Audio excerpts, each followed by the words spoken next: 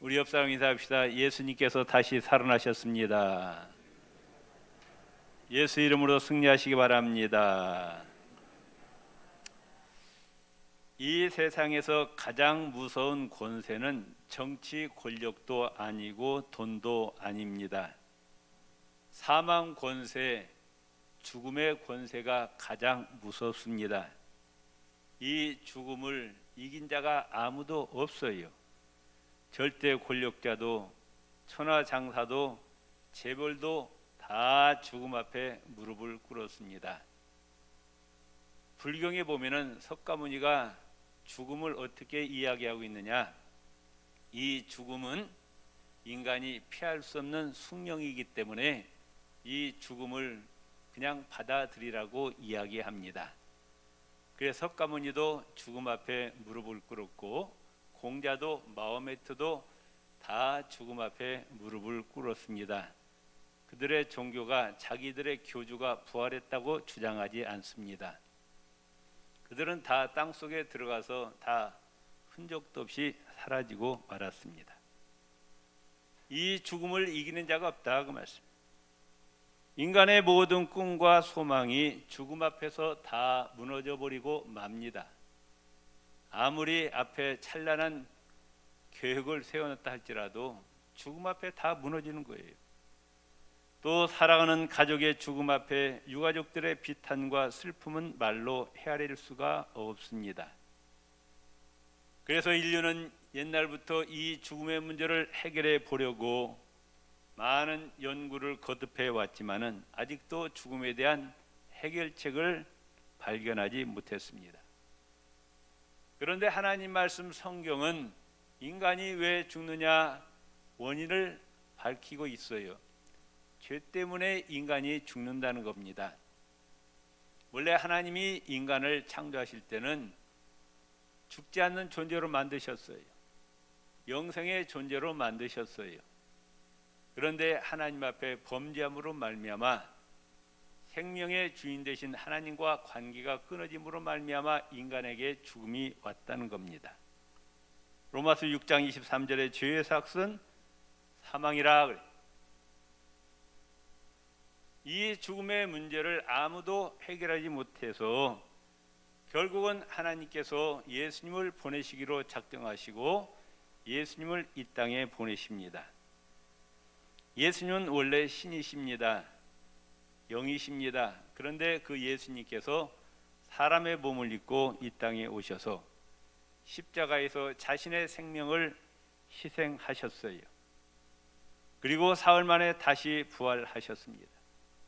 하늘나라로 다시 올라가셨고 지금 하나님 보좌 우편에 앉아 계시고 성령으로 지금 우리 심령 가운데 와 계시고 내 곁에 계심을 믿으시기를 바랍니다. 예수님은 십자가 부활을 통해서 인간의 가장 근본적인 문제인 죄와 죽음의 문제를 완벽하게 해결해 주셨습니다. 성경에 보면은 인간의 이성과 논리, 과학으로는 이해되지 않는 사건의 연속입니다. 홍해가 갈라집니다. 광야에서 40년 동안 매일 하늘에서 만나가 내립니다. 에녹과 엘리야가 죽음을 보지 않고 산채로 하늘나라로 올라갑니다.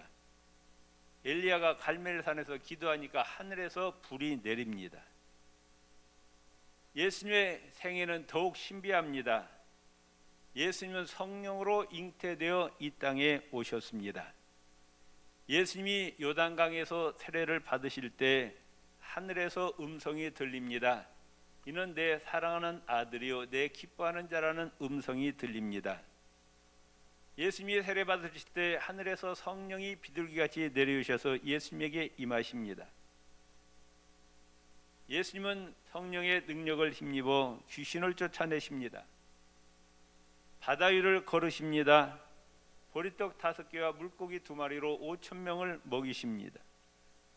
온갖 불치병자를 다 고치십니다.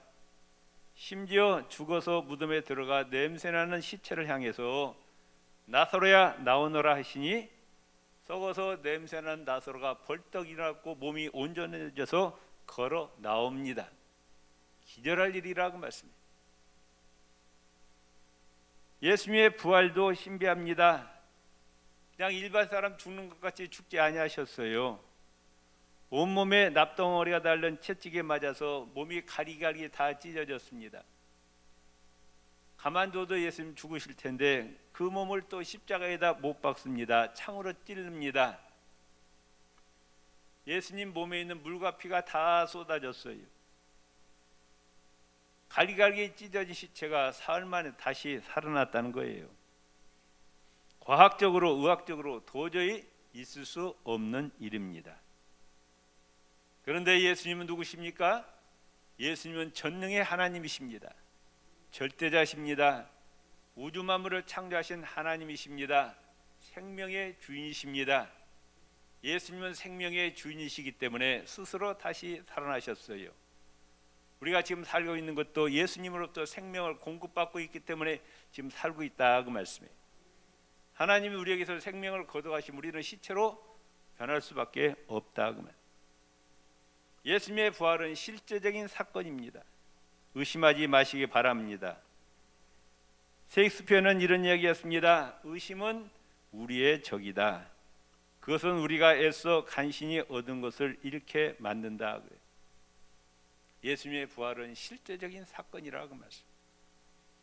미국의 유명한 심리학자고 철학자인 윌리엄 제임스라는 사람이 있었어요. 젊었을 때 굉장히 고통 가운데 있었습니다. 절망 가운데 있었어요. 27살 때 신경쇠약증에 걸렸어요. 공포와 절망, 두려움, 낙심이 그를 사로잡고 있었어요. 살 수 있는 의욕이 없었습니다. 자살도 시도해 보았어요. 그런데 그는 어떻게 해서든지 거기에서 헤어나오기 위해서 발버둥 치다가 성경을 접하게 됩니다. 성경을 읽게 됩니다. 요한복음 11장 25절에 예수님께서 나는 부활이요 생명이라는 말씀을 읽을 때 이 제임스라는 청년의 마음에 감동을 느낍니다. 죽음 가운데서 부활하신 예수님께서 어찌 내 병을 고치지 못하시겠느냐 그런 생각이 들어요. 그래가지고 그는 하루 종일 나는 부활이요 생명이요 나는 부활이요 생명이라 예수님의 말씀을 하루 종일 외쳐댑니다. 그러자 그의 마음속에 믿음이 생겼어요. 믿음이 점점 커집니다. 용기와 희망이 생깁니다. 분명코 내 병을 부활하신 예수님께서 고쳐주시라는 확신을 갖게 됩니다. 결국 그는 하나님의 능력으로 신경쇠약증에서 깨끗이 고침을 받습니다. 그의 마음속에 있는 공포와 절망, 두려움, 낙심이 다 사라지고 성령께서 주시는 평안과 소망이 넘치게 되었다 그 말씀. 그래서 그는 이제 제2의 인생을 삽니다. 뛰어난 심리학자로서의 인생을 살게 되었어요. 승리의 인생을 살게 되었습니다. 옆 사람 인사합시다. 예수 이름으로 승리하시기를 바랍니다. 아멘. 예수님은 부활하셨어요. 승리하셨어요. 그 예수님 안에 거하는 자는 반드시 승리하게 됨을 믿으시기를 바랍니다. 예수님의 부활은 어떤 의미를 가지고 있느냐? 예수님이 하나님의 아들이시고 생명의 주인이심이 증명되는 거예요. 인간은 죽음의 권세를 깨뜨릴 수가 없습니다. 죄와 사망의 권세에서 헤어날 수가 없어요. 그런데 예수님은 하나님의 아들이시라, 전능자시라고 말씀, 절대자시라고 말씀. 그것이 증명이 된 거예요. 칼바르타라는 세계적인 신학자가 이렇게 얘기합니다. 부활, 그것은 예수 그리스도가 능력을 가지신 하나님의 아들이라는 사실을 선언하는 것이다. 예수님의 부활은 그가 바로 하나님의 아들이라. 아멘. 또한 예수님의 부활은 유일하게 예수님만이 우리 인간들의 죄를 용서하시고 사망 권세를 깨뜨리시고 우리에게 영원한 생명을 주시는 분이라는 것이 입증이 되었습니다. 또한 예수님께서 죽으신 것은 예수님의 죄 때문이 아니고 우리 인류의 죄 때문이라는 것이 증명이 되었어요. 예수님은 아무런 죄가 없는 분이에요. 원죄도 없으시고 자범죄도 없으시고 무흠승결하신 분이십니다. 죄의 삭은 사망인데 예수님은 죄가 없어요. 사망 권세에 매여 있을 수가 없다 그 말씀이에요. 그래서 예수님은 다시 살아나신 거예요. 예수님이 죽으신 것은 예수님 죄 때문이 아니라 바로 우리 인류의 죄 때문에 돌아가신 것이라는 거예요. 선이 악을 이기고 승리한 것을 말합니다. 악한 자들이 어떻게든지 예수님을 죽이려고 발버둥치다가 결국 십자가에 죽였어요. 그러나 예수님은 다시 부활하셨습니다. 결국 선이 악을 이기고 승리하였습니다. 또한 예수님의 부활은 기독교 설립의 기초가 됩니다. 예수님이 부활하지 아니하셨다면 기독교가 생겨날 수가 없습니다. 예수님 십자가에 처형당하고 예수님의 제자들은 그때 이제 계엄령 사태죠. 예수하고 관계된 자들은 다 잡아서 죽입니다. 그래서 제자들은 로마 군병에게 잡혀갈까 봐 문을 아래서 걸어잠그고 무서워서 벌벌 떨고 있었어요. 그런 제자들이 며칠 후에 갑자기 돌변합니다. 이 제자들이 죽음을 두려워하지 않고 거리로 나가서 외쳐댑니다. 로마 군병에게 잡히면 잡혀 죽어요. 제자들이 나가고 뭐라고 외칩니까? 너희들이 십자가에 못 박아 죽인 예수님께서 다시 살아나셨다 외칩니다. 그리고 붙잡혀서 순교를 당합니다. 하나밖에 없는 목숨이에요. 그런데 예수님의 부활을 선포하다가 결국 잡혀서 죽는 거예요. 순교당했어요. 도대체 며칠 전까지 죽을까 봐 벌벌 떨던 제자들에게 무슨 일이 있었길래 목숨을 버리면서까지 예수님의 부활을 증거했느냐 그 말씀이에요. 하나밖에 없는 목숨인데 누구를 만났어요? 부활하신 예수님을 만난 거예요. 부활하신 예수님을 만나니까 이제 죽음이 두렵지 않는 거예요. 죽음을 각오하고 예수님의 부활을 증거했습니다. 예수님의 부활은 기독교 전도의 제목입니다. 사도행전의 제자들이 설교를 하는데 베드로라든지 바울의 설교 내용이 뭐예요? 간단합니다. 너희들이 십자가 못 박아 죽인 예수님께서 다시 살아나셨다는 거예요. 아주 간단해요. 설교에 많은 주제가 있습니다. 그러나 그 설교에 예수님의 부활이 결여되고 부활 신앙이 함축되지 않다면 그건 완벽한 설교라고 볼 수가 없어요. 예수님의 부활을 믿지 못하는 사람은 기독교인의 자격이 없고 설교할 자격도 없는 겁니다. 부활하시고 하늘나라로 올라가신 예수님께서 지금 하나님 보좌 우편에 앉아 계시면서 예수님의 영이신 성령님으로 지금 우리와 함께 하심을 믿으시기를 바랍니다. 예수님이 이 땅에 계신 동안에 말씀하셨어요. 십자가에 달리시기 전 또 후에 내가 이제 하늘나라로 다시 올라갈 텐데 내가 가면은 나 대신 보혜사 성령님을 보내주실 것이다. 여러 차례에 걸쳐서 말씀하시면서 너희가 꼭 성령을 받으라. 성령이 너희에게 임하시면 능력이 생길 것이다. 권능이 생길 것이다.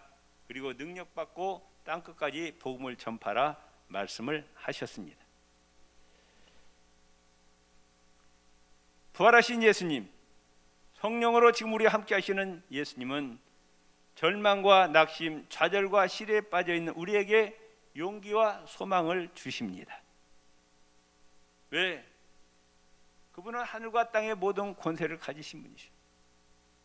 우리의 모든 문제를 다 해결하실 수가 있어요. 코로나 사태 때문에 많은 사람이 시대에 빠져 있어요. 낙심하고 절망합니다. 그러나 우리는 부활하신 예수님을 붙잡으시기를 바랍니다. 모든 어려움을 다 해결해 주시고 우리에게 반드시 승리를 주심을 믿으시기를 바랍니다. 옆 사람 인사합시다. 낙심하지 마세요. 절망하지 마세요. 포기하지 마세요. 예수님이 우리 함께 하십니다. 아멘. 마르틴 루터는 부패하고 타락한 카톨릭을 개혁하면서 많은 생명의 위협을 받았습니다. 너 죽여버리겠다. 그런데 그런 생명의 위협 가운데서도 그는 낙심하지 아니했어요. 포기하지 아니했어요. 그러면 이 루터가 이런 이야기합니다. 아무리 험한 시험과 역경이 몰아친다 할지라도 사망의 권세를 이기시고 부활하신 예수님을 생각하면 우리의 삶에 새로운 용기와 소망이 넘친다. 아멘. 부활하신 예수님, 승천하신 예수님, 지금도 성령님으로 나와 함께 하시는 예수님을 생각하면 세상에 무서울 것이 없다. 아멘. 예수님께서 부활하셨다는 것을 생각만 해도 소망과 용기가 넘친다 말씀. 그 부활하신 예수님께서 우리에게 말씀하십니다. 두려워하지 말라. 내가 너와 함께함이라. 아멘. 믿습니까? 놀라지 말라. 나는 내 하나님이 됨이니라. 아멘. 부활하신 예수님, 승천하신 예수님 바로 우리 하나님이시라. 그러면 놀라지 말라. 나는 내 하나님이 됨이니라. 내가 너를 굳세게 하리라. 우리는 연약합니다. 능력이 한계가 있습니다. 무능합니다. 그런데 부활하신 예수님께서 우리를 굳세게 해주시겠다고 약속하셨어요. 참으로 너를 도와주리라. 거짓말이 아니라 그 말. 하나님이 너를 도와주시겠다. 참으로 나의 의로운 오른손으로 너를 붙들리라. 우주 만물을 창조하신 그 하나님의 능력의 손으로 우리를 붙들어 주시겠다고 약속하셨어요. 그러니 세상에 무서울 것이 뭐가 있어요? 두려울 것이 없다. 강하고 담대한 믿음을 소유하시기를 바랍니다. 마태복음 28장 20절에 볼지어다 따릅시다. 볼지어다 내가 세상 끝날까지 너희와 항상 함께 있으리라. 이 말씀, 예수님의 말씀, 신실하신 하나님의 말씀 그대로 믿으시기를 바랍니다. 세상 끝날까지, 예수님 다시 오시는 날까지, 우리 천국에 들어가는 그날까지 너희와 항상 함께 있으리라. 네가 어디 가든지 뭘 하든지 여호와 하나님, 우리 예수님 성령께서 함께 하신다고 약속하셨어요. 아멘. 무서울 것이 있다 없다? 없다 그 말씀. 들을 것이 없다. 하나님 나와 함께 하시는데 이 종이를 바늘로 찌르면 그냥 들어가잖아요. 그런데 여기에 철판이 깔려 있어요. 그 철판 뚫려 안 뚫려 이 종이가 철판 때문에 못 뚫리는 거예요. 우리는 내 뒤에 누가 계신다? 하늘과 땅의 모든 권세를 가지신 예수님께서 우리를 지켜주시니 악한 사탄 마귀가 우리를 넘어뜨릴 수가 없다 그 말. 따릅시다. 여호와 하나님은 나의 선한 목자가 되어 주십니다. 아멘. 하나님 우리의 선한 목자가, 나의 방패가 되어 주셔요. 요새가 되어 주셔요. 산성이 되어 주셔요. 환난 날의 피난처가 되어 주신다 그 말씀에 예수님의 부활은 우리 믿는 성도들과 밀접한 관계를 가지고 있어요. 예수님의 부활과 나와 아무런 관계가 없는 것이라 아니라 아주 밀접해요. 예수 안에 들어온 자들 죽었던 심령이 살아납니다. 모든 죄를 다 사함받고 그의 영이 살아납니다. 두 번째, 육체의 부활도 있게 되는 거예요. 예수님만 부활되는 것이 아니라 예수 안에 거하는 자들도 이제 예수님 다시 오시는 날 부활된다고 성경은 말씀하고 있다 그 말씀. 성경에 보면은 예수 잘 믿다가 죽은 자들을 죽었다고 하지 않아요. 뭐라고 그래요? 주 안에서 잠자는 자들이라 그렇게 표현하고 있어요. 성경에서 죽었다는 것은 예수님 밖에 있고 예수 믿지 않고 지옥에 떨어진 사람들을 죽었다고 그래요. 예수 잘 믿는 자, 예수 잘 믿고 죽은 자들은 지금 그들이 무덤 속에 있지만 그들은 지금 뭐하고 있다? 잠자고 있어요. 그의 영혼은 낙원에 갔어요.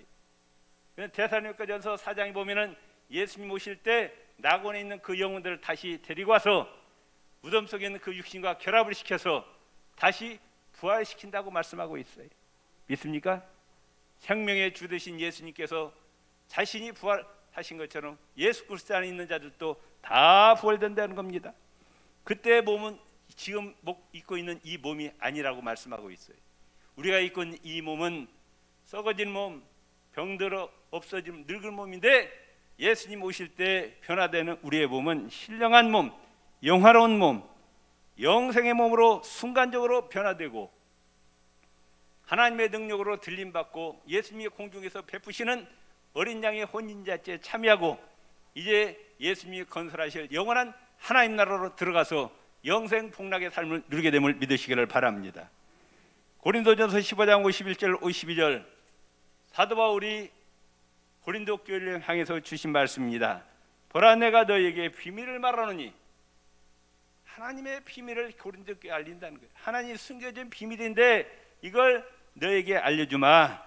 우리가 다 잠잘 것이 아니요 예수 그리스도 안에 거하는 자들이 영원토록 무덤 속에 있는 것이 아니라 마지막 나팔에 이제 예수님 복음이 땅 끝까지 다 전파되고 구원시키기로 작정된 자들이 다 구원받으면은 하늘문을 열리고 이제 예수님께서 천국에 있는 천군 천사를 대동하시고 하나님의 나팔 소리와 함께 이 땅에 강림하시게 됩니다.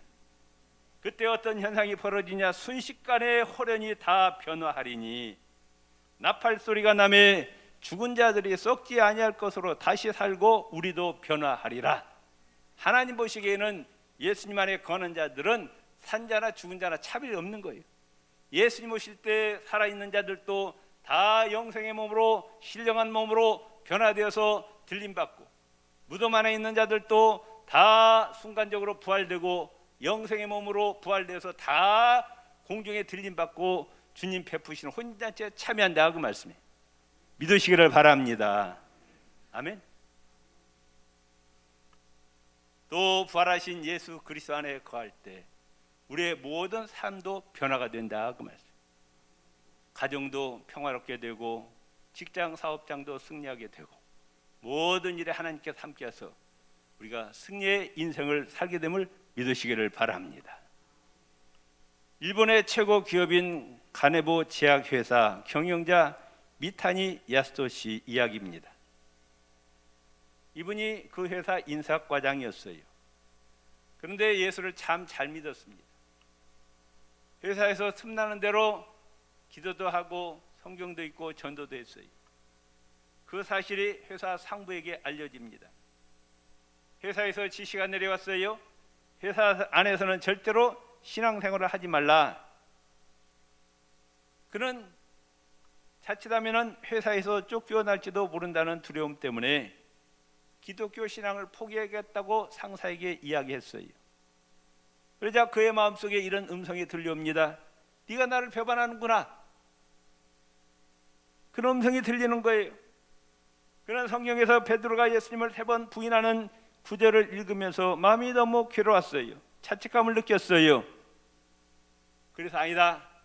내가 설령 회사에서 쫓기는 한이 있더라도 예수님에 대한 신앙은 변치 않겠다고 하나님 앞에 다짐을 합니다.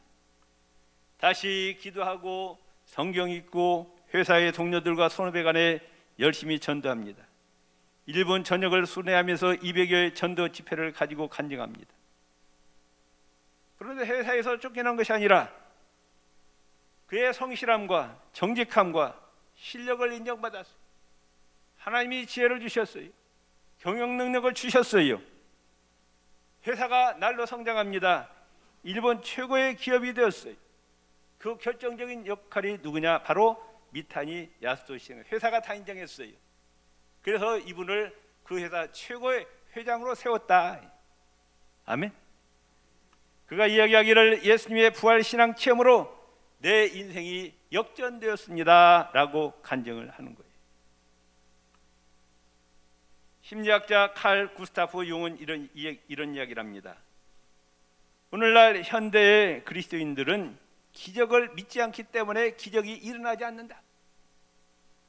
하나님의 능력을 믿지 아니하니까 기적이 안 일어난다는 거예요. 신앙에 힘이 없어요. 체험적인 신앙이 아니라 그 말씀이에요. 머리로만 아는 신앙이에요. 어거스틴은 이렇게 얘기합니다. 기적이 없다면 나는 기독교 신자가 되지 않았을 것이다. 영국의 세계적인 역사학자 에드워드 기본이 책을 썼어요. 로마 제국의 흥망흥쇠라는 책을 썼는데 아주 유명한 책입니다. 그 책에서 이야기하기를 우상 섬기는 강팍한 로마 제국이 어떻게 해서 기독교 국가가 되었는가 연구 조사했더니 거기에는 기독교에 하나님의 기적이 많이 나타났기 때문에 그 강팍한 로마인들이 우상 섬기는 걸 버리고 예수님 앞으로 돌아왔다고 그 책에 기술하고 있는 겁니다. 초대교회 때는 많은 기적이 일어났어요. 불치병자가 고침받고 귀신들이 쫓겨나고 하나님의 기적을 체험했기 때문에 로마 제국이 결국 기독교 국가가 되었다. 그렇게 이야기하는 겁니다. 기독교 신앙은 머리로만 하는 논리적인 이론적인 종교가 아니에요. 부활 승천하시고 성령님으로 나와 함께 하시는 예수님을 반드시 만나시기를 바랍니다. 체험하시기를 바랍니다. 그래야 신앙이 흔들리지 않아요. 머리로만 하면 안 된다 그 말씀. 부활하신 예수님이 하늘과 땅의 모든 권세를 가지신 예수님이 나의 삶 가운데서 어떻게 역사하시는가 체험이 있어야 된다 그 말씀이에요. 아멘. 그 하나님은 영원토록 살아계신 하나님이심을 믿으시기를 바랍니다. 아멘. 그 하나님을 만나셔서 우리의 신앙이 흔들리지 않고 끝까지 유지되고 영원한 천국에 들어가시기를 주의 이름으로 축원을 드립니다. 주의 한 분 부르짖고 기도하시겠습니다. 주여, 하나님 아버지, 오늘은 부활주일입니다.